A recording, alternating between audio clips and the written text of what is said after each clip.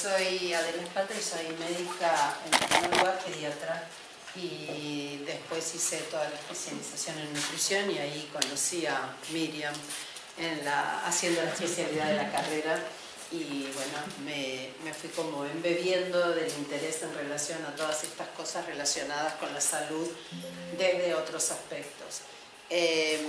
Hoy voy a tratar de vislumbrar un poquitito algunos efectos que tienen algunas sustancias que empezó a mencionar María en relación a los agrotóxicos y otras sustancias que también están dentro de los alimentos, de la industrialización de alimentos, etcétera, etcétera, que a su vez cumplen, digamos, con algunos criterios de lo que se menciona como disruptores endocrinos.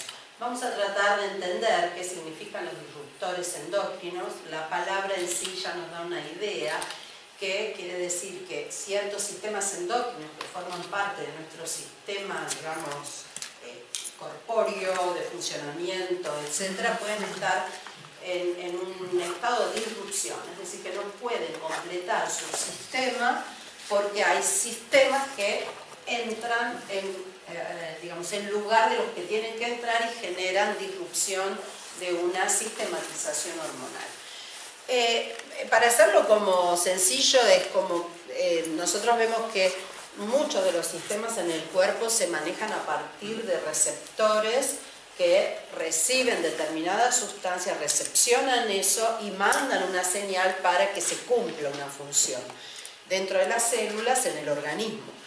Lo que sucede es que el receptor que tiene que unirse a un determinado complejo, digamos, y a su vez funcionar para mandar la señal, en lugar de que se le una ese complejo hormonal natural, es reemplazado por este, que es el celestito, que viene a ser el que ocupa el huequito que tendría que ocupar el rojito, lo ocupa el celestito, y entonces ¿qué hace? Y ahí hace una disrupción de la información real que tendría que estar enviando ese receptor. Entonces, por eso no hace la respuesta que tiene que hacer, o queda sin respuesta, o trae una respuesta alterada que hace que se haga un desbalance en la información de la producción hormonal. Vamos a otro que también, digamos, acá vemos lo mismo, nada más que, bueno, vean lo que sería el receptor, y el rojito y el azulcito en realidad hace que si se ubica el azul no puede entrar el rojo. Si no entra el rojo, no manda la información que tiene que mandar. Si no manda la información que tiene que mandar, hay una disrupción en lo que es la sistematización del sistema hormonal, que ya después vamos a ver que tiene, cuando hablamos de hormonal no significa nada más las hormonas femeninas o masculinas, hay muchos sistemas dentro del sistema endocrino que tienen muchísimas funciones que van más allá de lo que tenga que ver específicamente con hormonas femeninas o masculinas, aunque también están involucradas dentro del sistema endocrino. Y otro punto importante que tenía que ver con esto que también vislumbraba María en relación a un tema muy importante ligado también a estas disrupciones endócrinas, van de la incidencia y la prevalencia aumentada que hay con respecto a la obesidad. Entonces, ¿por qué? Porque la gran, digamos, importancia de las funciones endócrinas también tienen que ver con la regulación de sistemas que regulan el peso, regulan la glucemia, etcétera, etcétera. Entonces, la disrupción de sistemas hormonales o endocrinos va de la mano en el aumento de estos crecimientos de obesidad o sobrepeso en la población general. Porque no se termina de entender exactamente que haya un solo factor, como a veces se trata de por lo menos divulgar, ¿no? Porque la gente está más quieta, porque come más esto, más lo otro. Hay muchas otras cosas por detrás de esto que no tienen que ver solamente con el voluntarismo de la persona por cambiar el hábito. En realidad hay cosas que no van manejadas por uno mismo, sino que al alterarse esos sistemas, bueno, empiezan a funcionar otros que no debieran de funcionar, pero es porque fueron, digamos, o fueron bloqueados o existe una disrupción en la metabolización de otras cosas, ¿no? Después, bueno, nada, por eso digo que también empiezan a considerarse estas disrupciones endócrinas como obesógenos o como factores de producción de obesidad o aumento o sobrepeso, como factores también de incidencia del aumento de esta patología. La próxima, por favor. No, esa. Y también otra de las cosas que quizás ligado quizás también a esto que hablaba María con respecto a la importancia de la formación de la microbiota en etapas de la vida o de la incidencia que eso tiene, lo mismo sucede en relación a los disruptores endocrinos, porque no es lo mismo la disrupción endocrina en distintas etapas, ya que estamos hablando desde lo que es el vientre materno, en el cual si ya padece algún tipo de disrupción endocrina y a su vez el feto tiene esa carga de disrupción endocrina, puede también generar alteración en la formación de órganos en una etapa donde todavía hay una formación, si digamos, la información que se manda está alterada. Entonces, en distintas etapas de la vida, que en cualquiera de ellas puede haber incidencia de disrupción endocrina, pero los costos de esa disrupción son distintas de acuerdo al momento vital en los cuales irrumpe esta disrupción.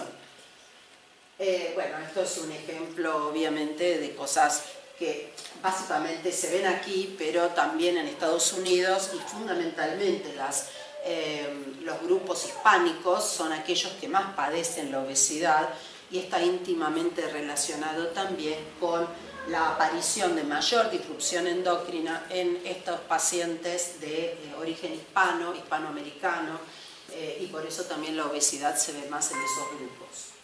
Ahí hay una razón de educación, de cultura, de alimentación. Mirá, lo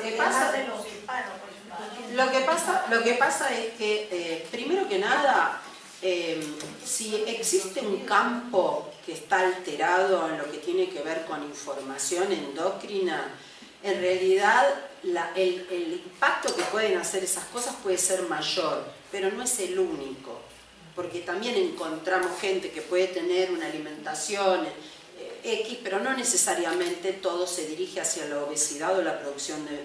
Creo que sería muy naif en este momento solamente quedar como con un factor como productor de una enfermedad. Creo que hay tantos factores, entonces por eso me parece que la suma de factores, quizás sumar esto de la microbiota y también formar parte, digamos, ahora vamos a seguir hablando de cómo se entienden estas disrupciones endócrinas o factores que lo producen. Entonces me parece que la unión de varios factores pueden estar generando, y también es verdad que hay determinados grupos que pueden ser más sensibles o más vulnerables a estos factores, ¿no? Entonces por eso puede ser que se vea con más frecuencia en grupos hispánicos. Obviamente cuando hablamos de disruptores pueden ser de muchos orígenes, entonces pueden ser tanto sustancias químicas que están en el ambiente y que pueden ser también obesógenos, y digamos acá se mencionan un montón de nombres, digamos, relacionados con estas sustancias. Y fundamentalmente, como les dije anteriormente, una de las primeras cosas que se empezó a observar es lo que tenía que ver con disruptores endocrinos desde el punto de vista del funcionamiento hormonal femenino o masculino. Entonces, pero no son los únicos, pero es como que empezó a observarse o a estudiarse en estos ejes hormonales por distintas patologías que ahora vamos a ver. La siguiente, por favor. Por lo tanto, me quiero concentrar en esto de lo obesogénico porque en realidad es una de las patologías que está hoy por hoy como más vigente, como una preocupación mundial, no solamente por la patología en sí de quienes los padecen, sino también aunque suene un poco raro, pero es así, es, digamos, los costos o los gastos o la economía que representan las patologías secundarias a la obesidad para lo que es la dinámica económica de los países en función del tratamiento de las patologías.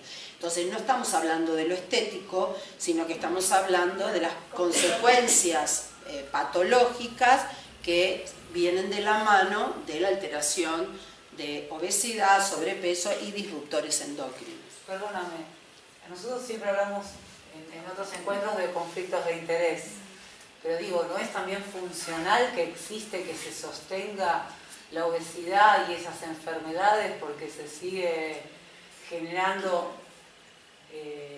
yo creo, dinero? Acá tendríamos que pensar que es primero el huevo o la gallina. Claro. En realidad los laboratorios y las industrias farmacológicas están muy avesados en la búsqueda de mercados de distintas cosas. Entonces la realidad es que no es que ellos lo produzcan en forma directa, pero sí están estudiando continuamente cuál puede ser la demanda o la necesidad de eso. Y la obesidad se ha transformado en una mercancía tremenda, no solamente para las industrias, sino también para un montón de otras cosas que tienen que ver con tratamientos truchos y con la presencia de fármacos que ni siquiera, digamos, son funcionales para la patología. Entonces, bueno, siempre existe un mercado que está ávido de ver dónde puede como meter una ganancia, ¿no?, para ellos. Así que, por eso digo. Pero bueno, la verdad es que la obesidad es una patología muy complicada, muy grave, más que nada las complicaciones de la obesidad. Por eso vuelvo a decir que no tiene que ver con lo estético en sí, sino con las patologías que puede gestionarse a partir de la obesidad y a partir de entender la disrupción endocrina que puede estar concomitantemente con la obesidad. Vuelvo a decir, no estamos hablando solamente de lo que puede ser, como decíamos, el eje hormonal femenino, masculino, hormonal de ovario, de útero, sino que estamos hablando también de lo que tiene que ver con la diabetes, lo que tiene que ver con la insulinoresistencia, que genera mucha patología, ¿no? Bueno, y vamos a ir un poquito ahora a ampliar con respecto a las consecuencias médicas, que quizás, bueno, si hasta acá tienen alguna duda y algo que pudiéramos ampliar. Sí. Dentro de los factores disparadores de la obesidad mórbida en niños, ¿consideraron el factor de la inmigración? ¿En qué sentido? En que la persona que emigra se adapta a otra cultura, padece muchísimo estrés, están perseguidos, etc. Y canalizan esa ansiedad hacia la comida. Mira, eso es de algunos médicos, por ejemplo, el doctor, no recuerdo, un psiquiatra muy famoso, psicoanalista, que llegó a pesar 100 y tantos kilos, y él comentaba ese factor de la inmigración. Bueno, a ver, yo creo que no... Ahí está, el tío de Raskowski. Sí, yo no mezclaría en este momento esas cosas. Sabemos que el estrés puede ser, digamos, siempre disparador de un montón de cosas. Acá estamos tratando de entender el aspecto que tiene que ver con posibles disruptores endocrinos en relación a cambios en el funcionamiento de sistemas o ejes que tienen que ver con lo neuronal, con lo endocrino, con lo hormonal. Sería como pobre solamente tomar que un estrés puede generar obesidad, porque hay mucha gente que tiene estrés, o chicos. El cambio de la cultura, el cambio de la alimentación. Bueno, pero ahí hay otros factores. Ahí hay otros factores que sí pueden tener que ver con la alimentación en relación a cómo están preparados, cómo están industrializados, qué tipo de sustancias pueden haber. Por eso muchas veces la migración tiene que ver con el cambio, pero no de hábito alimentario porque comen más, sino qué comen. Entonces quizás comían determinadas cosas que no estaban tan cargadas de sustancias que pueden ser disruptoras endocrinas y pasan a comer comida más industrializada y eso sí puede gestionar. Como les dije anteriormente, puede ser en cualquier etapa de la vida. Entonces, por ejemplo, en venezolanos de primer camada venían muy delgaditos, ya están cayendo en obesidad. Chinos, orientales, lo mismo, los primeros súper bueno, pero cambia, ahora tenemos obesidad. pero cambia, o sea, el cambio de lugar geográfico, digo, ponerlo en última instancia, pero considerar el factor de la inmigración o geográfico, aunque sea como última instancia. Quiero decir que el primer eje que vimos en la cruzada fue lo sociocultural y que tiene que ver con la alimentación en cuanto a la construcción de lo cultural también, ¿no? Como que hablamos que la alimentación es multicausal, no es que directo. por eso lo que quería decir es que la migración o el cambio también implica un cambio de lo que se consume, de cómo se preparan las comidas y en cierto sentido el tema que estoy intentando abarcar tiene que ver cómo muchas de las sustancias que no son alimentos, que forman parte de, de estos agrotóxicos o de sustancias que se agregan en ciertas preparaciones industriales de alimentos, funcionan como disruptores endocrinos. Entonces puede ser que al migrar cambian la alimentación y en esa nueva etapa de la vida son, digamos, impactados por ese factor. Por eso digo un poco para sintetizar lo que estuvimos nombrando como disruptor endocrino, es un contaminante hormonal o un disruptor que se define un conjunto diverso y muy heterogéneo de distintos compuestos que son exógenos y que son capaces de alterar la síntesis o la liberación o el transporte o el metabolismo, es decir, toda la cadena que tiene que ver con las hormonas naturales que el organismo produce. Entonces, digamos, la forma de cómo generan la disrupción o desde dónde viene puede ser muy variada. El asunto de la disrupción es esa interrupción de una vía que naturalmente tiene que darse de una determinada manera y que sufre un cambio en función de, como les mostré antes, otra cosa que ocupa el lugar para no poder transmitir la información que tiene que hacer o que dar. La próxima, por favor.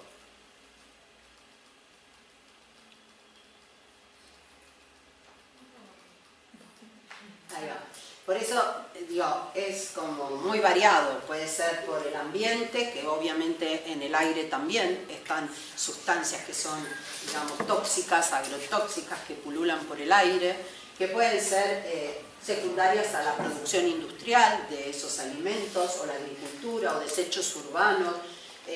Esas pueden ser distintas vías de ingreso, no es que hay una sola. Por eso también creo que parte de todo lo que estamos hablando es no quedarnos centrados en una sola cosa, sino la diversidad de factores que pueden confluir para que algo se esté disrupto o que se disrupta una cierta vía.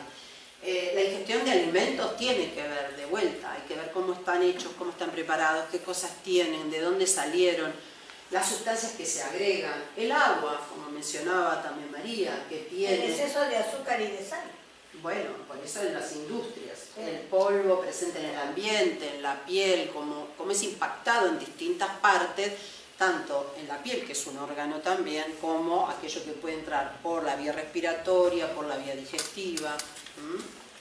La próxima, por favor. Bueno, obviamente que de esto ya seguramente hablaron un montón, que tiene que ver con el uso de los plaguicidas y con las sustancias agrotóxicas como parte de los cultivos y los intentos que existen acerca de limitar el uso de eso, pero también, de vuelta, los intereses que la industria tiene en relación a mayor producción en base al uso aumentado de agrotóxicos. Entonces, digamos, hay comisiones que trabajan y que siguen trabajando con esto, pero bueno, no es una tarea tan fácil. De hecho, han dado mucha pelea en relación a esto, ¿no? La próxima. También hay reglamentos y otro de los conceptos que es como muy, yo diría, más que dudoso, es tramposo, que tiene que ver con pensar con el límite máximo de residuo o de sustancia tóxica. En realidad es un concepto para mí totalmente burdo, porque en realidad uno tendría que pensar que no tendría que haber ninguna sustancia permitida tóxica en ninguna carga mínima, nada, digamos, no. Entonces, echa la ley, echa la trampa, en realidad es que eso permite como que no, hay partes tóxicas que sí podrían entrar dentro del organismo, ¿no? Bueno, esto ya lo hablamos en puntos anteriores, pero además cabe decir que la mayoría de los estudios sobre el agrotóxico están medidos sobre la dosis letal aguda y no sobre los efectos crónicos que tienen. O sea, sobre los efectos que tiene a largo plazo ese producto, esa sustancia. Claro, bueno, ahora vamos a hablar un poquito de eso también, ¿no? La próxima, por favor. Bueno, esto es un poco lo que les comentaba antes, ¿no? Cómo puede alterar la fisiología a largo plazo de ciertos funcionamientos de vías que, digamos, que pueden ir desde la etapa fetal hasta la edad adulta, es decir, en cualquier momento donde impacte puede producir lesiones o alteraciones de las vías endócrinas. Por supuesto que en las edades más tempranas o las etapas más tempranas se involucran sistemas mucho más, como diría, genuinamente dañinos, como son el periodo embrionario, donde pueden alterar la formación de órganos vitales y por eso también generar malformaciones genéticas o algún otro tipo de malformaciones, no solamente digamos genéticas en sí visibles en el momento del nacimiento, sino en el funcionamiento posterior de la vida de esa persona. Y después también otra de las cosas que sabemos es que la genética es un aspecto, pero la comprensión de la epigenética como también un factor sumamente importante, es cómo esas sustancias o esas alteraciones pueden también influir en el medio ambiente y en el cambio, a partir de esos cambios en el medio ambiente, en la genética propia de los seres humanos. Entonces, quizás también parte de lo que tiene que ver con algunas patologías que hoy por hoy se ven con una frecuencia que antes era inaudita, o que era rarísima, quizás también tienen que ver en el impacto, por ejemplo, la enfermedad celíaca, que son enfermedades que eran porque hay una discusión y dice, bueno, antes lo que pasa es que no se hacía lo necesario para diagnosticarla. Por un lado, sí, se diagnostican fácil, pero también es verdad que aumentó la incidencia, lo mismo que con el cáncer. Es decir, el cáncer infantil, nadie quiere reconocer que ha aumentado enormemente la incidencia de cáncer infantil y de hecho hoy por hoy hay un montón de en clínicas y en los hospitales han tenido que poner unidades específicas de cáncer infantil porque hay un aumento enorme de chicos, no solamente leucemias, que es, digamos, era el cáncer más frecuente que podía encontrarse, qué sé yo, 30 años atrás. Ahora tenemos una variedad de alteraciones desde el punto de vista, digamos, de tumores o de cáncer que son de aquellos que uno estudiaba que eran 1 en 8 millones, como que era una rareza, y hoy los encontramos internados y con tratamientos, etcétera, etcétera. Yo cuando hice mi especialidad de pediatría la hice en el Gutiérrez, y en el Gutiérrez que está ahí en Gallo o en Mansilla, y había una sala de inmunosuprimidos, que eran aquellos que tenían cáncer o tumores, y creo que eran, no sé, 5 camas, 6 camas, yo roté por ahí. Hoy tenemos clínicas enteras, unidades enteras de pacientes pediátricos con cáncer, con diagnóstico de cáncer. ¿Qué tipo de cánceres? No, variados, de todo tipo. Las leucemias son las más comunes, pero hay de todo tipo, del sistema nervioso central, riñón, hígado, todo lo que se te ocurra, hueso, todo lo que se te ocurra. Lo que se te ocurra. Bueno, de hecho, de vuelta, todo lo que tenga que ver con contaminantes, bueno, de vuelta, bajas dosis. ¿qué sabe cuál es una dosis que se tiene que permitir o no? Si de repente todas estas sustancias que son ajenas, tóxicas, con el que entren al sistema, bueno, después ya uno pierde la posibilidad de ver o hacer el seguimiento de cuál fue el impacto que hizo sobre esa persona esa sustancia. Y la otra cosa que es importante es esto que dice los contaminantes orgánicos persistentes, porque no es solamente la presencia de un impacto agudo, de que hayas consumido, no sé, alguna plantación que venía, que haya sido fumigado, sino que eso queda en la tierra, queda en el ambiente y después sigue generando un impacto negativo en la salud porque permanecen como contaminantes persistentes. Entonces, no es que, digamos que con que uno saque una cosita ya está, arregla el asunto. La realidad es que no podemos ni tener control de todo lo que persiste en la tierra o en el medio ambiente después de que se hayan usado sustancias tóxicas y que funcionan como disruptores endocrinos. La próxima. Bueno, por mencionar algunas cosas que también fueron ligadas a la disrupción endocrina, son algunos endulzantes como el jarabe de maíz de alta fructosa en relación a todo lo que tiene que ver, digamos que existen montones de producciones industriales y se asoció con la insulinoresistencia, las alteraciones metabólicas en general y de la obesidad en particular. Y por otro lado, bueno, la stevia que se vende como uy, es natural, no es natural. La que es natural es la que tenían, claro, la plantita que tenían los indígenas y que usaban eso para endulzar.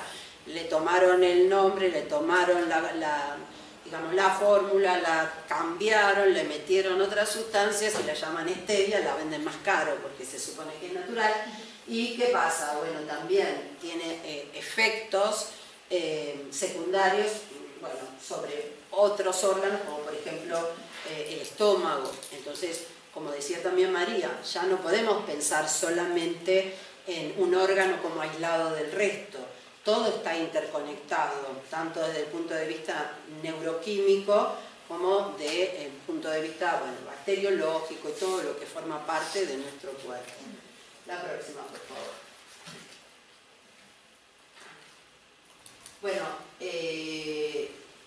de hecho, bueno, todo lo que tiene que ver con los efectos secundarios sobre la salud tiene que ver con algunas situaciones que son funcionales, tales como, por ejemplo, la aparición de una pubertad precoz, que también es mucho más frecuente que lo que era muchos años atrás, y ahí de vuelta está como hay una disrupción de los mecanismos que tienen que funcionar para las distintas etapas del crecimiento, y cuando aparece una disrupción es como si se vuelve loco el sistema y aparece un desarrollo en un momento que no debe de aparecer. Entonces esto también podemos decir, sí, la industria farmacéutica vio que ese es un problema más frecuente de lo que era antes y vamos con los medicamentos y vamos con esto y vamos con lo otro. No es que ellos provocan eso per se, aunque muchas industrias, digamos, farmacéuticas están también ligadas al uso de los agrotóxicos, porque, bueno, acá también deben haber hablado cómo se fueron mezclando y se compraron entre ellos y están todos en el mismo. Pero también los trastornos de fecundidad, ¿no? Hay un montón más de esterilidad masculina, femenina, enfermedades ováricas como síndrome de ovario poliquístico, bueno, todas estas, digamos, enfermedades o alteraciones, diría, tanto en el sistema masculino como femenino de su funcionamiento hormonal, endocrino, trae sintomatologías. Entonces hay un aumento de la esterilidad. Dicen, bueno, no, porque está más cansado. No, se alteran, y si se alteran, hay en los espermogramas también se ve que hay menos cantidad de espermatocitos, o la migración de esos espermatocitos está alterada, y bueno, esos son ejes que necesitan una cierta mecánica de funcionamiento para que sean digamos, funcionales, y si eso está alterado, pueden pasar estas cosas, ¿no? Perdón, si se observaron cambios en la conducta sexual de los peces por las aguas contaminadas, ¿no puede pasar también con el ser humano lo mismo, que se empieza a ver conductas sexuales distintas? Bueno, si nosotros hablamos de disrupción de un eje endocrino e involucramos lo que tiene que ver con el eje hormonal masculino o femenino, cualquier situación puede darse, porque obviamente todo lo que tiene que ver con la conducta sexual está relacionado con los ejes hormonales. Entonces es como, no se puede separar como una cosa de otra, van de la mano porque los ejes hormonales cumplen funciones tanto del deseo sexual como del funcionamiento sexual, el desarrollo sexual, es decir, son todos parte de la misma mecánica, ¿no? Entonces, sí, puede ser. Y lo que les comentaba antes en relación a los tumores, ¿no? Que también son hormonodependientes. Entonces, si nosotros vemos que hay estos tumores como cáncer de mama, de ovario, de próstata, testículo, tiroides, estos dependen de un sistema endocrino, porque todos son sistemas hormonales, digamos, entonces son órganos hormonodependientes. Si hay una disrupción endocrina, pueden aparecer más frecuentemente este tipo de tumores. Las enfermedades metabólicas, bueno, diabetes, obesidad, las mencionamos, y del sistema neurológico también. Hay mucha más dificultad de concentración, de alteraciones de, ¿cómo se dice? De hiperactividad, trastorno de aprendizaje, etcétera, etcétera. Bueno, van de la mano también de ejes neuronales que tienen que ver con funcionamientos que están alterados o por lo menos interrumpidos en alguna fase que es necesario que tengan la continuidad para que el producto final termine funcionando. La próxima. Y la otra cosa que es importante es pensar en el efecto cóctel. No es que es uno solo, la mezcla de distintos factores disruptivos, como pueden venir de distintos agrotóxicos, de distintas sustancias usadas en las industrias, etcétera, etcétera, digamos, pueden potenciarse.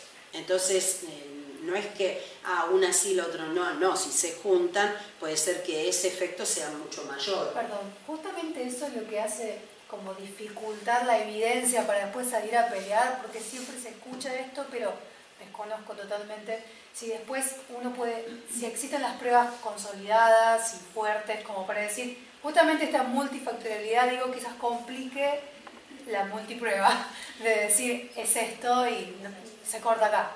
Hablo de desconocimiento. Sí, no, entiendo lo que decís. Lo que pasa es que muchas de esas sustancias que se utilizan lamentablemente no son supervisadas previamente, sino que son incluso alteradas por los intereses y el uso de esas sin pasar por lo pronto lo que decía, dosis mínima, máxima, es decir, como que consiguen tener, digamos, aceptaciones o producciones para... Pero es difícil armar el hilo causal, digo, de, bueno, es esto, bueno, esto. pero aunque cada uno de ellos se pueda individualizar que sí provocan, sí también se puede ver que ya uno lo hace, otro lo hace, lo que queda claro es que también pueden potenciarse cuando están juntos, digo, y si no, bueno, igual no tendría por qué existir ninguno de esos tóxicos en nuestra sangre, ¿no? Pero sí, es difícil, pero también hay falta de voluntad en un montón de aspectos, ¿no? Porque hay muchos intereses en juego ahí.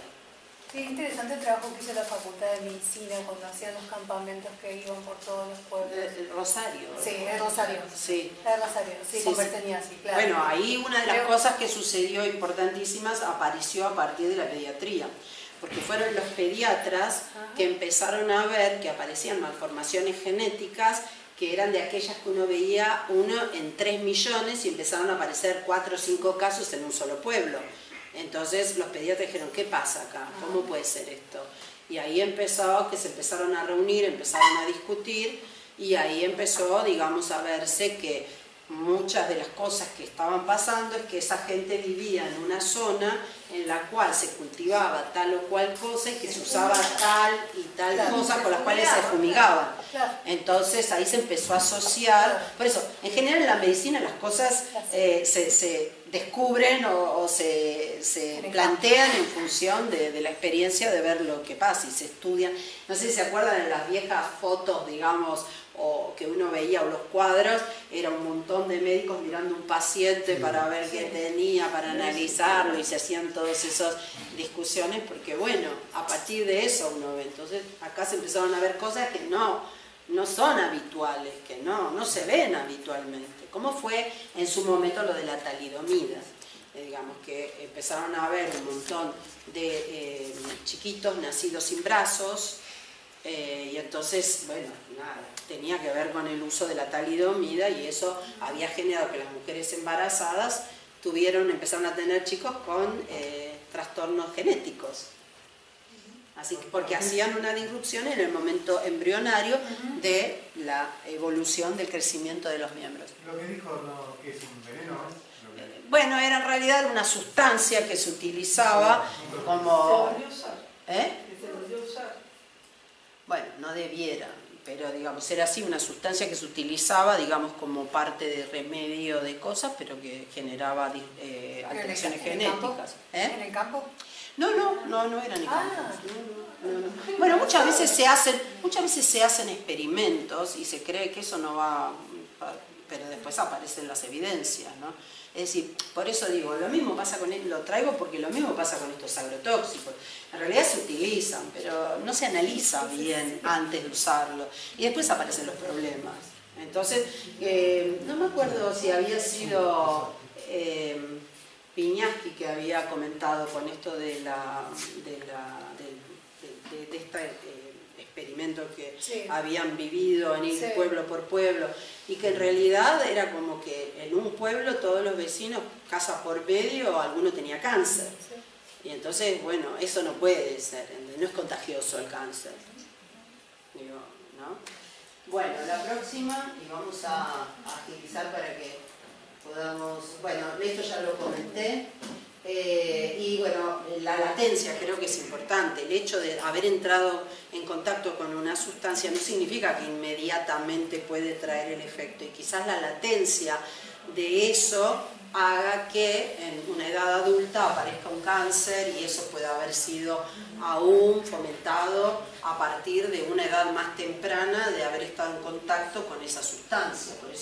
Por eso es tan importante también pensar que no todo lo vamos a ver inmediatamente, pero lo que pasa a lo largo de los años tiene su impacto a consecuencia de haber entrado en contacto con esto. Bueno, esto es estudios, como decían, ¿no?, que se han hecho en frutas, en verduras, y la cantidad de agrotóxicos y sustancias químicas que se han encontrado dentro de esas frutas y verduras. Bueno, acá también se hizo un estudio en La Plata, ¿no?, que incluso nosotros habíamos traído las peras y no me acuerdo qué otra fruta más, manzana y pera creo que eran, ¿no? Sí, naranja. Naranja, bueno, habíamos traído y en La Plata se habían estudiado el contenido de agrotóxicos en eso, y se había encontrado, que no me recuerdo bien, pero corregime si te acordás vos, que creo que la pera era una de las que más, y la zanahoria. La pera y la zanahoria eran los que más agrotóxicos tenían, que puede tener que ver con la capacidad que tienen como por el agua, o vaya a saber que tienen como más absorción de esos químicos, ¿no? Bueno, no importa, pasala porque esto tiene que ver con los glifosato, que creo que ya han hablado acá también acerca de esto, y es el famoso Roundup, que en realidad después, bueno, hacen todos estos trucos que se venden uno al otro, le cambian el nombre, pero la sustancia sigue siendo la misma. Y además de disruptor endocrino, que se lo considera un disruptor endocrino, también se sabe que se lo ha considerado como que es productor de cáncer o como precancerígeno, y esta fue una pelea bastante importante, y de hecho se han hecho como muchos simposios, muchas manifestaciones contra esta sustancia, y bueno, probable cancerígeno del vamos. Si ya hay una duda, es como que no debiera de estar ni autorizado. Es decir, ante la duda abstenerse, ¿no? Ese sería el código, digamos, que tendría que existir. Bueno, nada, en alimentos tan simples como el pan, la cerveza o lo que fuere, porque en realidad al estar fumigando cualquiera de los cultivos, después se transforma en el producto que usen esos cultivos, también está acarreando el veneno. Pero no se lo prohíbe. Bueno, acá no sabemos ni siquiera lo que está permitido, porque prohibido no hay nada en realidad. Yo creo que la parte gruesa de esto es el no control. De hecho, más allá de que en Europa también tienen este problema, pero también han instituido determinadas leyes en las cuales no permiten ahora entrar cultivos que no hayan sido hechos de determinada manera, que no se hayan usado tal sustancias. Por eso la gente que trabaja acá para exportar, en realidad tienen un montón de limitaciones y condiciones para poder ser exportadores para determinados países. Tienen el conocimiento de lo que están haciendo hacia otros mercados y hacia adentro. No es que sí, eso falte. Sí, tal cual. Bueno, es más caro, les resulta más caro porque con estas sustancias agrotóxicas en realidad eliminan rápidamente las cosas que no le permiten quizás hacer un crecimiento más rápido y todo lo demás. Entonces, se sabe que pueden usar otras cosas, pero lo que tratan es de ahorrar también, digamos, el costo de eso, a pesar de que también se vio que el crecimiento de los precios de estos agrotóxicos también se han ido trasladando a los cultivos y aquellos que trabajan en la producción también han perdido un montón de dinero en base a tener que seguir consiguiendo insumos para poder seguir manteniendo los cultivos. Bueno, Pino Solanas hizo una tarea francamente fantástica, que él en realidad trató este tema y lo hizo en una forma cinematográfica, en el sentido que puso en evidencia, habló con la gente en los lugares y termina la película donde ellos mismos se van a analizar y se sacan sangre y daban positivos para este tipo de agrotóxicos. Bueno, acá están los nombres de los más habituales, que también lo mencionó María en relación a lo que tiene que ver con el impacto en todo lo que tiene que ver con la flora intestinal, ¿no? El clotilifos, que se encuentran en los residuos de alimentos. Bueno, hay como muchos, digamos, de estas muestras. Lo que pasa que también no hay mucha conveniencia por parte de la industria que salgan a la luz esto, entonces muchos trabajos y además lamentablemente la industria también tiene comprado un montón de científicos, entonces las publicaciones que tienen que ver, no hace daño esto, no hace daño lo otro. Bueno, acá vamos a poner a Andrés Carrasco como ejemplo de lucha. Exactamente. Como investigador. Por eso digo, no es que no se sepa o que no se estudia, sino que hay como un mercado muy fuerte de gente o científicos comprados habilidosos, porque son científicos, pero van en pos de un interés que no es... Eso sí tiene conflictos de interés. Sí, total. Bueno, esto es un poco lo que decía, no es que hay un límite seguro.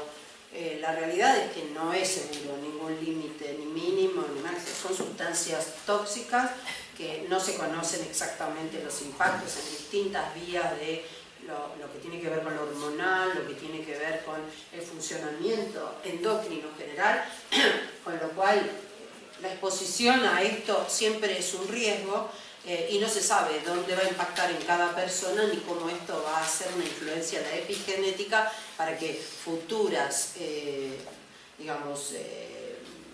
futuras personas tengan impactos aún habiendo pasado mucho tiempo de contacto con esa sustancia tóxica, ¿no? Entonces, futuras generaciones pueden estar impactadas por cosas que se usan hoy. Entonces, eso también hay que considerarlo como riesgo. Esto es lo que les mencionaba acerca del gasto que existe en salud secundario a la obesidad, pero más que nada por todo, no solo la obesidad, todas las disrupciones endógenas, pero en realidad muchas de esas también tienen que ver con la obesidad, con los con las consecuencias médicas de eso, pero está el sistema nervioso central, el sistema, digamos, que tiene que ver con el útero, ovario, fertilización, sistema nervioso, bueno, millones y millones y millones de dólares que se gastan anualmente en salud como consecuencia de patologías generadas por disrupción endocrina. El modelo productivo. ¿La próxima? Bueno, acá están las referencias, cualquier cosa si a alguien le interesa.